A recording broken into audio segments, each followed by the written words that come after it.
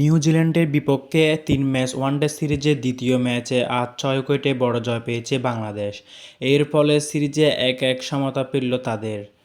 নাহিদ রানার তোপ, গতি আর বাউন্সে নিউজিল্যান্ডের ব্যাটিং লাইন-আপ ধসিয়ে দিয়েছেন তরুণ পেসার নাহিদ রানা। তিনি মাত্র ৩২ রান দিয়ে ৫ উইকেট শিকার করেন। অন্যদিকে রয়েছে নিউজিল্যান্ডের সংগ্রহ। প্রথমে ব্যাট করতে নেমে কিউয়ারা ১৯৮ রানে অল আউট হয়ে যায়। ওপেনার নিক কেলি সর্বোচ্চ ৮৩ রান করেন এবং বাংলাদেশের লক্ষ্য পূরণের দিক দিয়ে তানজিদ হাসান তামিমের আগ্রাসী ৭৬ রান এবং অধিনায়ক নাজমুল হোসেন শান্ত দায়িত্বশীল ৫০ রানে রিটায়ার্ড হার্ট ভর করে ৮৭ বল বাকি থাকতে জয় নিশ্চিত করেছে বাংলাদেশ। পরবর্তী ম্যাচের সময়সূচি অনুযায়ী সিরিজের অঘোষিত ফাইনাল বা তৃতীয় ওয়ানডে অনুষ্ঠিত হবে আগামী ২৩শে এপ্রিল। দর্শক, যদি নতুন হয়ে থাকেন তাহলে আমার চ্যানেলটা সাবস্ক্রাইব করে রাখেন। খেলার খবর এবং আন্তর্জাতিক খবর পেতে লাইক কমেন্ট করে পাশে থাকবেন। ধন্যবাদ। আসসালামু আলাইকুম।